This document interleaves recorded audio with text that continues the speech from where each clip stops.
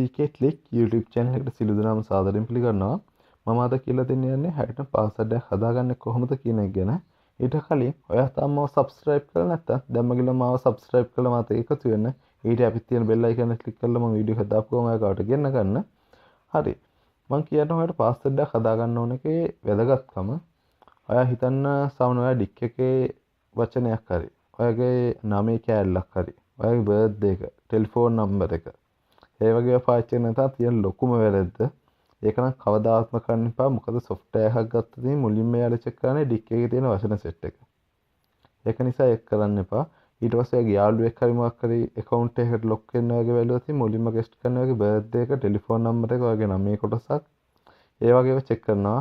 ඔයාගේ අම්මගේ තාත්තගේ නම, ඔයාලා ගෙදරට කියන නම, ගෙදර address එකේ කෑල්ලක්, ගෙදර address එකේ අංකය ඒවා කොයිම වෙලාවකත් පාවිච්චි කරන්න එපා. අපි බලමු කොහොමද පාස්වර්ඩ් එක හදාගන්නේ කියලා. හරි. ඔයාලා මතක තියාගන්න ඕනම දෙයක් තමයි ඔයාලා පාස්වර්ඩ් එක පාවිච්චි කරද්දී සිම්පල් කැපිටල් මිස් වෙච්ච අංක කිහිපයක් එකතු වෙච්ච.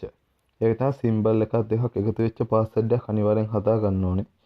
හරි මම ගන්නම් සාමාන්‍ය චූටි පාස්වර්ඩ් එකක්. සාමාන්‍ය අපි පාවිච්චි කරනවා කියලා මම පාවිච්චි කරනවා කියලා හිතන්න CK Click කියලා. හරි.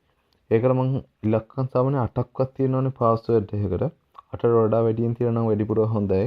ගොඩක් account වලට අඩුම තරම ඉලක්කම් 8ක්වත් තියෙනවනේ ඔයාගේ පාස්වර්ඩ් එකට. ඒක නිසා ඔයාලා නිතරම පාවිච්චි කරන සාමාන්‍ය පාස්වර්ඩ් එකක් හදාගත්තා කියලා හිතමු.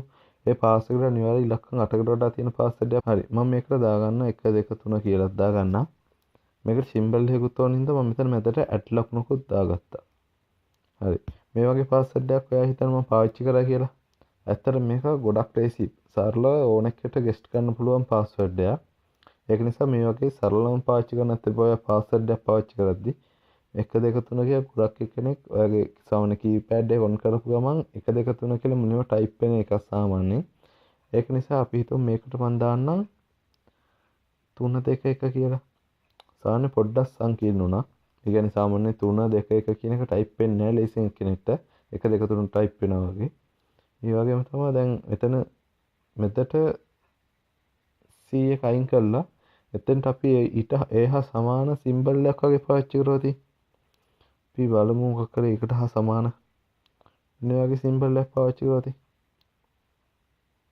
සාමාන්‍ය එක්කෙන්ට අමාරුයි. ඒ වගේම මෙතෙන්ට වුණා අපි අයිමත් දාගනමු කැපිටල් C අකුර. අද සාමාන්‍යයෙන් මෙතෙන්ට මේ වගේ ලකුණක් එයි කියලා කවුරුවත් ගෙස්ට් කරන්නේ නැහැ. ඒක නිසා සාමාන්‍යයෙන් මේක සාමාන්‍ය මට්ටමක තියෙන පාස්වර්ඩ් එකක් කියලා කියන්න පුළුවන්. ඒ වුණාට මේක සමහර වෙලාවට ගෙස්ට් කරන්න පුළුවන් අවස්ථා තියෙනවා. ඒක නිසා මේකේ දැන් මුලට CK තියෙනවා, අකට CK තියෙනවා. මම ඒක නිසා අපිට මතක තියාගන්න ලේසි වෙන විදිහට මම මෙතන තව මොකක් හරි දාගන්න. අංකයක් දාගත්තා කියලා හිතමු. මම දාන්නම් 1ට 80 කියලා මැදට දාගත්තා.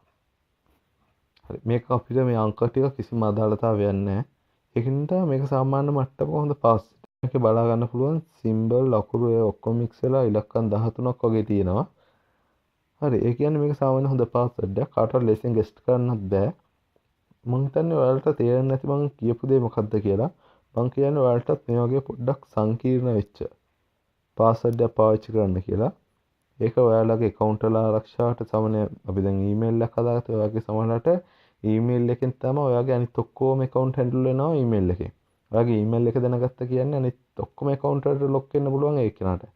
ඒ කියන්නේ ඒකින්ද මේ වගේ හොඳ password එකක් පාවිච්චි කරන අනිවාර්යෙන් මතක තියාගන්න. හරි මේ වගේ තවත් වීඩියෝ එකකින් හම්බ වෙමු. මම ඔයාලට ඊළඟට ගෙනත් දෙන්නම් email එක ඔක්කොම හදාගන්න හැටි කියලා දෙන්නම්. මම මේක කරේ මගේ online shopping කියන එකේ දෙවෙනි කොටස විදියට. සියලු දෙනාට සුබ දවසක්. ඔයා තාම මාව subscribe කරේ නැත්නම් දැන් මගින් මාව subscribe කරලා ඊට හැපෙත් තියෙන bell icon එක click කරලා මාත් එක්ක එකතු වෙනවා වීඩියෝ එකක් දාපුවම ඔයා ගාවට ගෙන ගන්න පුළුවන්.